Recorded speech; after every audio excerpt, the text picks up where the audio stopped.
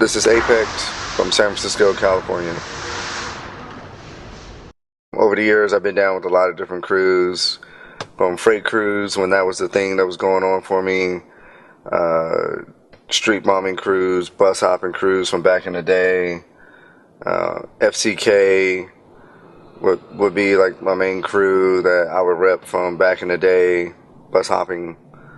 And for people who don't know, bus hopping is like is what we call New York insides. It was just on different buses, and kids would like run around to different, hop on and off different buses, and just get up on insides. I started riding in 3rd grade. Like, the city was just destroyed back in early 80s. The city was just wrecked everywhere. It was just a ton of bombing. It was like fresh out here. It was just everybody in the Mission neighborhood, Excelsior, Daly City, Lakeview, Ocean Ave, like all that was just destroyed. Well, locally here in San Francisco, there were the crews I grew up with. Those are the guys that really influenced my hand styles.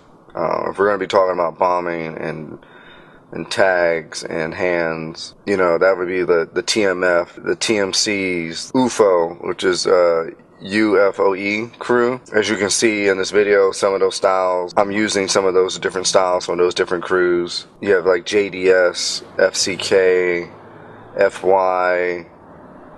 These are all like just local San Francisco crews. ADP. They had like their own styles. They're all kind of, you know, it's all San Francisco, but it all kind of flowed in and out with one another. So those, when it comes to hand styles, it was like that stuff really influenced me. And then later on, you know, there was like a huge, that was like rich San Francisco hands. And then later on, you know, you had like the Twist and the KRs and all these other guys who either were from here or were introducing what became to be known as like a downtown hand style, which is a more legible, clean, take your time flow, which is like more street bombing versus bus hopping. San Francisco hand styles are different than others because it's based on the bus. It's based on speed, and then how can you get that speed up and get that tag done as quick as possible but look good. So it's really based on markers and like ultras and minis and streakers and SGs. It's what, you know, and permanent inks like candy ink, and you know, now kids are all up on the Garvey, but it was always about stainers and being able to have like a one flow is something that we call out here, and you can see that in some of the video where you never really let up off the can or off the marker, off the, you know, off the panel. And that way you can really hit it up and get your name up quick without the bus driver seeing you. My description of dope hand styles is that throughout the whole tag is uniform. As long as all the letters, it looks uniform, that's a dope hand style. And if somebody's trying to rock a hand style in a particular region, if it's a Philly hand style, if it's a bus hopper hand style, or even like the LA Cholo stuff that's going on, influence, if there's somebody's trying to rock it, it better really look like the root of where it came from. And then you can tell if they don't understand it, or if they're just trying to like rock some other hand style and they don't really get what the science is behind it. So as long as it's uniform, that's a dope hand style.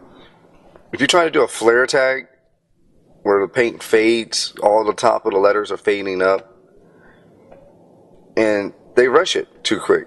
Flare tags take time to really, as you can see in the video, like, so the paint can actually hit the wall and be a proper, nice flare tag. So you can actually see the thick to thin on the tag, on the strokes. So common mistake people make is to rush tags. They thinking, oh, I got to tag quick, but you know, you could do a tag in 10 seconds and it looks like it, you know, you think it might be longer, but it's really 10 seconds if you time it. The scene now is the true San Francisco scene. It's kind of dead.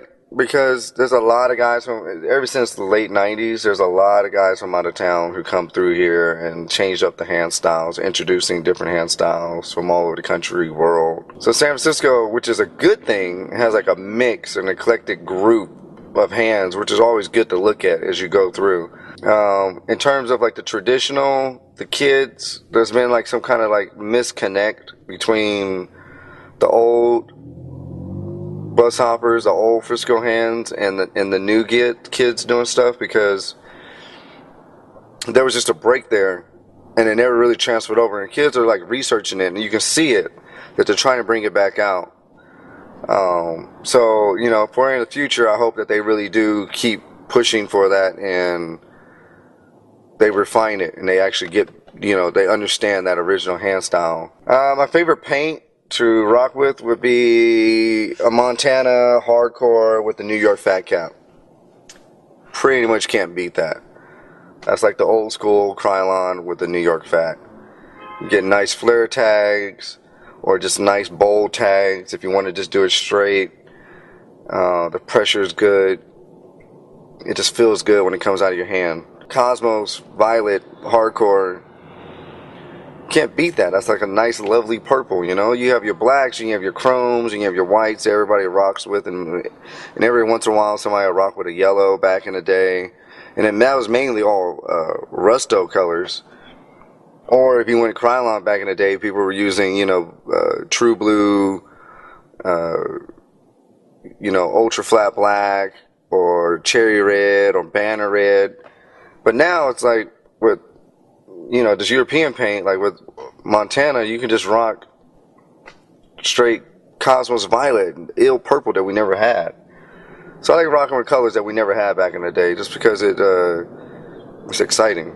One important thing I want people to think about when it comes to hand styles and writing is that, you know, this whole art form is not graffiti. We always called it writing. Like, what do you write? And I think it's important to emphasize that and to remember that, because it all starts with you writing your name on the wall. And I wouldn't be able to do my Super Burner series that I'm working on with Vulcan if it wasn't for the writing.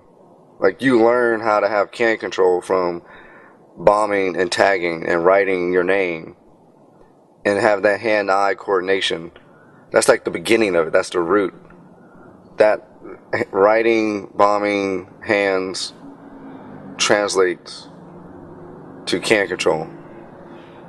So I think it's important for people to remember that.